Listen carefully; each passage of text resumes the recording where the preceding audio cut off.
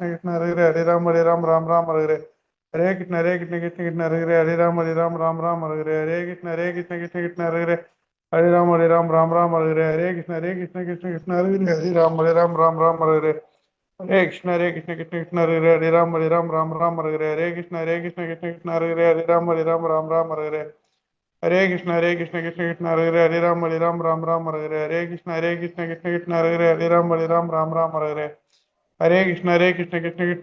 राम कृष्ण हरे हरे कृष्ण हरे राम हरे कृष्ण हरे राम हरे कृष्ण हरे राम हरे कृष्ण हरे राम हरे कृष्ण हरे कृष्ण हरे राम कृष्ण हरे कृष्ण हरे कृष्ण हरे श्री कृष्ण चैतन्य प्रभु नित्यानंद श्री अद्वैत गदाधर श्रीवासादि गौरभक्तवृंद हरे कृष्ण प्रभु हरे कृष्ण हरे कृष्ण माताजी வந்துட்டாங்க. ஹரே கிருஷ்ணா மாதாஜி. கிளாஸ் हरे ஸ்டார்ட் कृष्णा பண்ணிக்கலாம். எஸ் மாதாஜி. हरे कृष्ण हरे कृष्ण माताजी हरे कृष्ण மணிமேகலை மாதாஜி இருக்காங்களா? இருக்காங்க மாதாஜி, இருக்காங்க. எஸ், அவங்கள கோஹோஸ்ட் பண்ணிடுறேன்.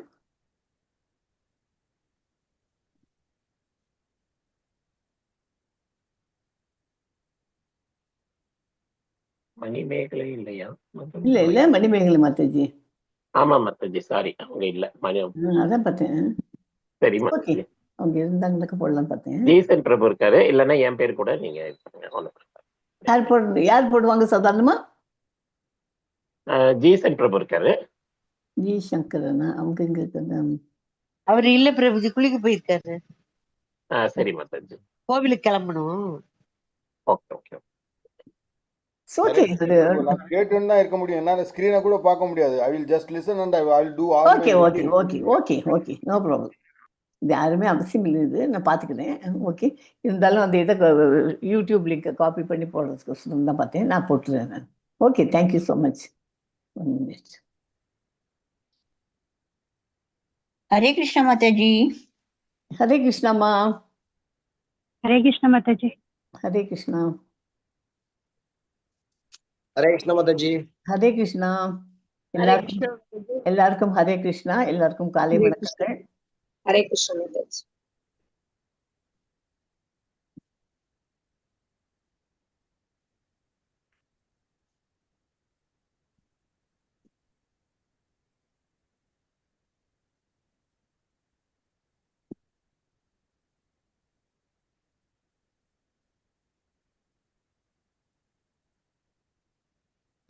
हरे कृष्ण माताजी। हरे कृष्णा माँ।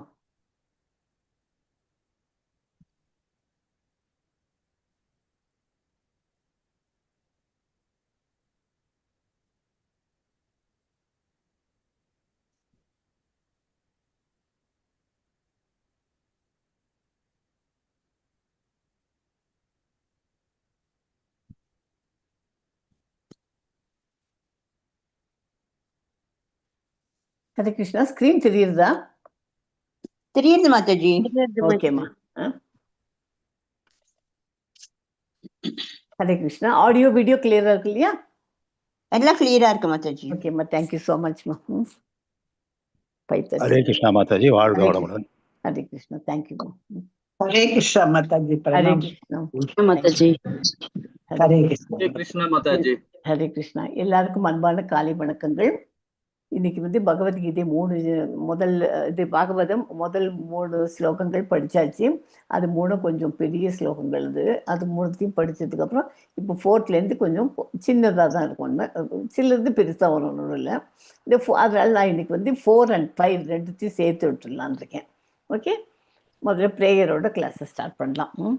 நம ஓம் விஷ்ணு பதாய கிருஷ்ண பிரேஷ்டாய பூதலே ஸ்ரீமதே பக்தி வேதாந்த சுவாமி நீதி நாமினே நமஸ்தே சரஸ்வதி தேவே கௌரவாணி பிரச்சாரிணே निर्विशेष शून्यवादी पाश्चात्य देशतारिणे कृष्णाय वासुदेवाय देवकी नंदनाय च नंदगोपकुमाराय गोविंदाय नमो नमः नमः पंकजनाभाय नमः पंकजमालिने नमः पंकजनेत्राय नमस्ते पंकजांगर्ये जय श्री कृष्णा चैतन्य प्रभु नित्यानंद श्री अद्वैत गदाधारा श्रीवासादि गौर भक्त वृंदा हरे कृष्णा कृष्ण कृष्ण हरे हरे हरे राम राम राम हरे हरे ओम नमो भगवते वासुदेवाय ओम नमो भगवते वासुदेवाय ओम नमो भगवते वासुदेवाय ओम ज्ञानतिमिरन्धस्य ज्ञानाञ्जनशालाकाय चक्षुरुन्मीलितं येन तस्मै श्री गुरुवे नमः. हरे कृष्णा. ஹரே கிருஷ்ணா. இன்னைக்கு வந்து ஸ்ரீமத் பாகவதத்துல முதல் அத்தியாயத்துல ஃபர்ஸ்ட் சாப்டர்ல இது முதல் காண்டத்துல முதல் அத்தியாயத்துல 3 ஸ்லோகம் படிச்சாச்சு. இன்னைக்கு 4வது ஸ்லோகம் படிக்க போறோம். அதனோட ஒரு சுருக்கம் முதல்ல சொல்லிடுறேன். அந்த சுருக்கத்தை தெரிஞ்சுட்டேன்னாக்க அப்புறம் அந்த ஸ்லோகம் படிக்கிறச்சு அதில் மீனிங் புரிஞ்சு போயிடும் உங்களுக்கு. ஓகே, இதில் வந்து 4வது ஸ்லோகத்தில் எப்படின்னா சவுனக்கார் அவரோட தலைமையில் அந்த முனிவர்கள்லாம் நைமி சாரண்ய வனத்தில் ஒரு நீண்ட யாகம் நடத்தி வந்தார்கள். அங்கே ஒரு ரொம்ப கிராண்டாகவே பண்ணியிருக்கா. யாரோட தலைமையில்? நைமி சாரண்ய வனத்தில் ஒரு நீண்ட யாகம் நடந்தது. அப்போது அங்கே அது யாரோட தலைமையிலங்கிறது பின்னாடி ஒரு சூத கோஸ்வாமி இது. அப்போது அங்கே எழுந்தருளிய சூத முனிவரை அவர்கள் மிகுந்த மரியாதையோடு வரவேற்று வேதங்களின் சாராம்சம் மற்றும் கலியுக மக்களின் நலனுக்காக வழிகளை கேட்டார்கள். அந்த முனிவர்கள்லாம் அவர்கிட்ட கேட்குறார். அது கேட்குற உடனே அவர் வந்து பதில் சொல்றார். அதற்கு பதிலளிக்க தொடங்கிய சூத கோஸ்வாமி அந்த பதில் தான் இந்த ஸ்லோகத்தில் 4 and 5ல் நமக்கு கிடைக்க போகிறது. அதனோட பதில் தான் கிடைக்க போகிறது. ஓகே, இந்த ஸ்லோகத்தில் சூத முனிவர் பாகவதத்தை ஆழ்ந்து கற்றதன் விளைவாக அந்த உட்காந்து நல்லா டீட்டெயில்டு ஸ்டடி ஆஃப் அந்த பாகவதத்தை படித்ததுனால தனது பக்தி எவ்வாறு வளர்ந்தது, அது எப்படி பாகவதத்தை படித்தாக்க எப்படி நமக்கு பக்தி வளருங்கிறத இதுலேருந்து தெரிஞ்சுக்கலாம். கற்றதன் விளைவாக தனது பக்தி எவ்வாறு வளர்ந்தது என்பதை விளக்குகிறார். ஒருமுறை அந்த முனிவர்களின் சேவையில் இருந்தபோது அவர்களின் பிரசாதத்தை ஏற்றுக்கொண்டதன் மூலம் பாவங்களிலிருந்து விடுபட்டு முழுமையான தூய்மையை அடைந்ததாக கூறுகிறார். இதன் விளைவாக பகவானின் லீலைகளை கேட்கும் விருப்பம் அவரிடம் அதிகரித்தது. ஓகே, அதனால மற்ற வாழ்க்கைலாம் அந்த முனிவர்கள்லாம் அவர் சொல்ற கதையெல்லாம் கேட்டுவிட்டு நிறையவே ஆயிடுச்சு. அதனால இதுலேருந்து என்ன தெரியுது நமக்கு இந்த 4வது ஸ்லோகத்தை படிச்சாக்க யாருக்காவது சொல்ல முடியுமா? ஏன் இந்த ஸ்லோகத்தில் இப்படி இம்பார்ட்டன்ஸ் என்ன? நம்ம தனியாக உட்காந்து படித்து பாகவதம் வீட்டில் உட்காந்து படிப்போம். அதை விட எல்லாருமா சேர்ந்து ஒரு டிவோட்டிஸ் அசோசியேஷன் அவளோட சேர்ந்து ஒரு 10 பேரோட சேர்ந்து படித்தோம்னா அதில் நமக்கு ஒருத்தருக்கு தெரியாதது ஒருத்தருக்கு தெரிஞ்சுக்கலாம், இன்னொருத்தருக்கு தெரிஞ்சது நம்ம கற்றுக்கலாம். ஏன்னா இப்போ டீச்சராக இருக்குன்னு ஒருத்தர் வந்து இப்போ நான் வந்து சொல்லி கொடுக்கணும், அதுக்கு எனக்கு ஒன்று எல்லாம் தெரியாது. எனக்கு கொஞ்சம் இருக்கும், உங்கள்கிட்டருந்து நான் சிலது கற்றுக்க முடியும் இல்லையா? அந்த மாதிரி இருக்கிறது, அந்த மாதிரி பண்ணுறதுக்கு அது ரொம்ப உபயோகமாகவும் இருக்கும். அதில் பக்தி வளர்கிறதுக்கு நிறைய டிவோட்டிஸ் அசோசியேஷன் இருந்தாக்க எப்போதுமே பக்தி வளர்கிறதுக்கு இது ஜாஸ்தி, சான்சஸ் ஜாஸ்தியாக இருக்கும். தனியாக உட்காந்து நம்மளே படிக்கிறத விட அப்படி படிக்கிறது ஸ்லோகம். ஓகே, 5வது ஸ்லோகத்தில் தொடர்ந்து சூத கோஸ்வாமி முனிவர்களின் அறிவுரையை கேட்டு பகவானின் குணங்களை கேட்பதில் சுவை கண்டதாக கூறுகிறார். அதுக்கு மறுபடியும் கேட்க இன்னும் நிறைய சுவை கூடுறது அப்படின்னு சொல்றார். ஒவ்வொரு படிநிலையிலும் தனது பக்தி வளர்ந்தது. மேலும் தான் கொண்டிருந்த அறியாமையானது நீங்க பெற்றதால் அனைத்து பௌதிக பந்தங்களிலிருந்தும் விடுபட்டு பகவானின் அருளால் அவருடைய பரமபதத்தை அடைவதற்கான வழிமுறைகளை உணர முடித்தது. அதனால அதை உட்காந்துட்டு நம்ம எப்படி பௌதீகத்திலேருந்து நம்ம விடுபட்டு வர முடியும்னாக்க கொஞ்சம் கொஞ்சமாக முதல்ல சாண்டிங் பண்ணணும். சாண்டிங் த மகா மந்த்ரா. அது இந்த 16 ரவுண்ட் வந்தாச்சுனாலே நமக்கு ஒவ்வொரு நாள் என்னென்ன எப்படி ப்ரோக்ரஸ் ஆகணும், பௌதீகத்திலேருந்து நம்ம எப்படி விடுதலை ஆகணும் அப்படிங்கிறத கண்டுபிடிக்கலாம். எல்லாரும் இப்போ நம்ம கிரகஸ்தர்களாக இருக்கிறதுனால எல்லாரும் பௌதீகத்தை அவ்வளோ ஈஸியாக விட்டுட்டு வர முடியாது. இருந்தாலும் அதுலேருந்து வரத்துக்கு நமக்கு ஒரு ஏஜ் ஆனது 60 வயசு 65 வயசு ஆயிடுச்சுனாக்க நம்ம எப்படி அதுலேருந்து நம்ம விடுதலையாக்கி நம்ம போகிற வழிக்கு நம்ம புண்ணியம் தேடிக்கணும் அப்படின்னு சொல்லுவோம் இல்லையா, அது எப்படி பண்ணிக்கலாம் அப்படிங்கிறதுக்கு இந்த மாதிரி இதெல்லாம் படித்து குரூப் டிவோட்டீஸ் அசோசியேஷனோட குரூப் ஸ்டடி படிச்சுனாக்க நல்லது. ஓகே, இந்த 2 ஸ்லோகங்களிலிருந்து மையக்கருத்து என்ன முக்கியமா? பாகவதத்தை கேட்பதன் முக்கியத்தையும் பகவானின் தூய்மையான பக்தர்களின் சேவையையும் அதன் மூலம் ஒருவர் எவ்வாறு பௌதிக கலக்கங்களிலிருந்து விடுபட்டு பக்தி மற்றும் ஆன்மீக ஞானத்தை அடைந்து பரமபதத்தை நோக்கி செல்ல முடியும் அப்படிங்கிறத விளக்குகிறது. இது கலியுகத்தில் முக்தியை நாடுபவர்களுக்கு மிக முக்கியமான வழிகாட்டுதலாகும். இதை பற்றி கலியுகத்தை பற்றியே கவலைப்படாத, என்னமோ இருக்கும் நம்ம இது கலியுகத்தில் ஆன்மீகத்தை பற்றி நம்ம தெரிஞ்சுக்கணும் அப்படிங்கிற எண்ணமே இல்லாத ஏதோ லைஃப்பை ஓட்டின்னு அதெல்லாம் அவெல்லாம் பிரயோஜனம் இல்லை. நம்ம சமைக்கிற சாப்பாடு எல்லாமும் பிரசாதமாக பகவானுக்கு படைச்சிட்டு சாப்பிட்டாக்க அதனுடைய புண்ணியங்கள்லாம் பாவங்கள் படைச்சிட்டு சாப்பிட்டாக்க புண்ணியம். பகவானுக்கு படைக்காமல் நம்மளே சாப்பிட்டோம்னாக்க அப்படியே சமைச்சது அது பாவத்தை உண்ணுவதற்கு சமமாகும்.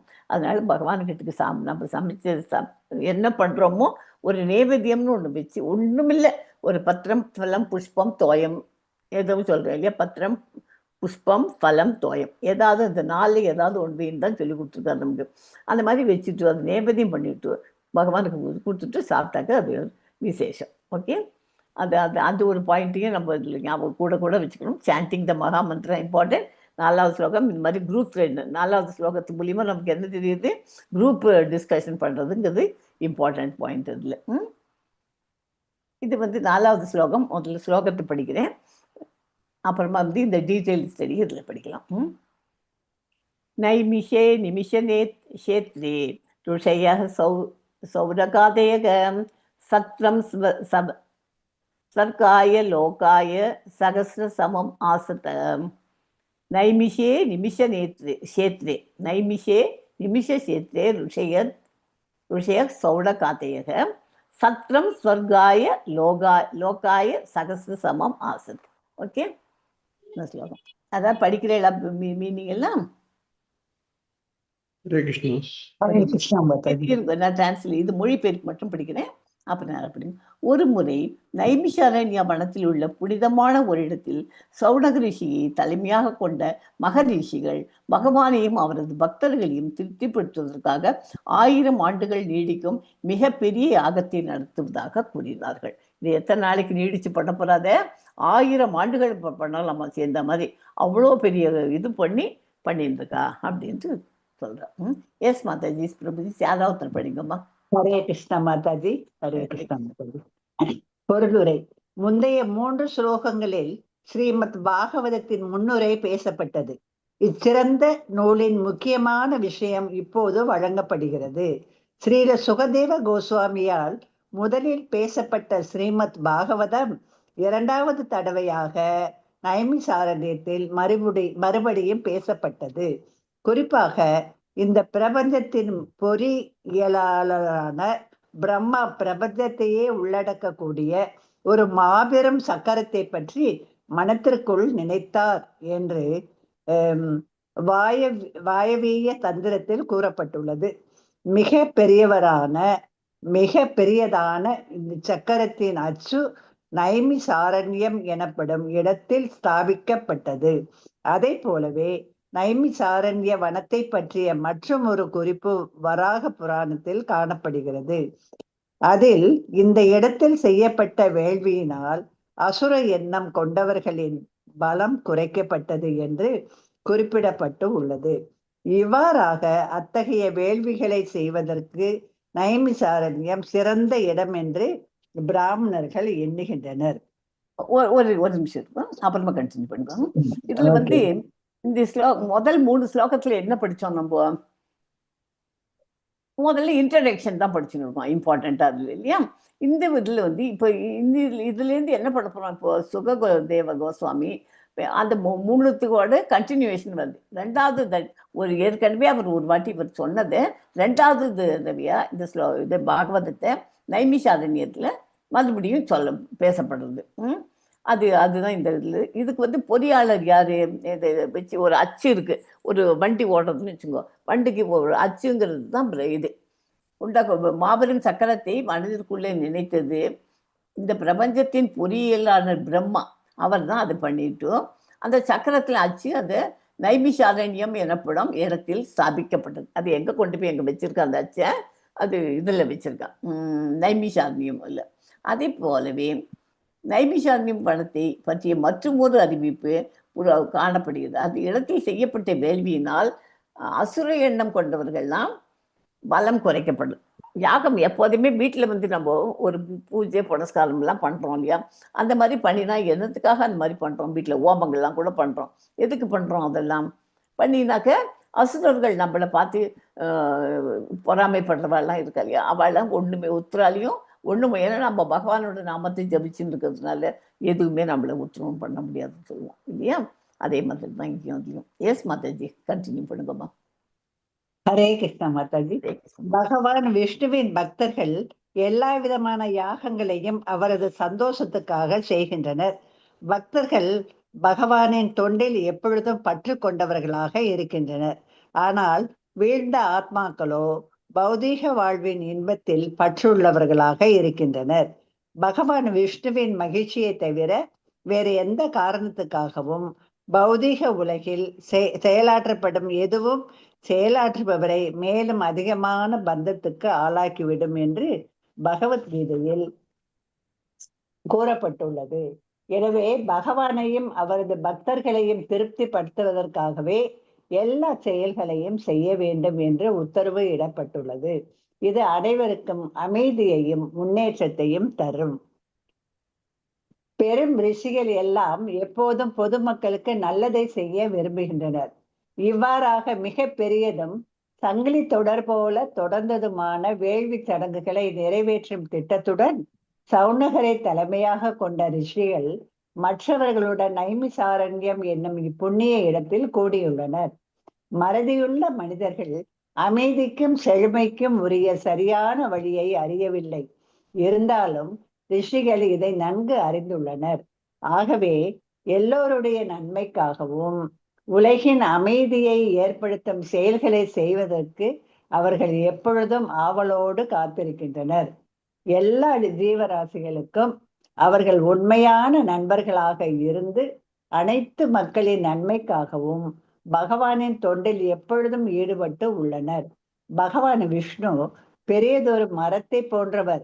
தேவர்கள், மனிதர்கள், சித்தர்கள், சாரணர்கள், வித்யாதரர்கள் மற்றும் பிற ஜீவராசிகள் உட்பட அனைவரும் அந்த மரத்தின் கிளைகள், கள்ளிகள் போன்ற இலைகள், சுள்ளிகள் போன்ற இலைகள் ஆகியவற்றையே போன்றவர்கள் ஆவர்.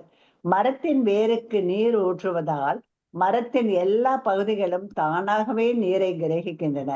ஆனால் துண்டிக்கப்பட்ட கிளைகளும் இலைகளும் ஊட்டத்தை பெறுவது இல்லை.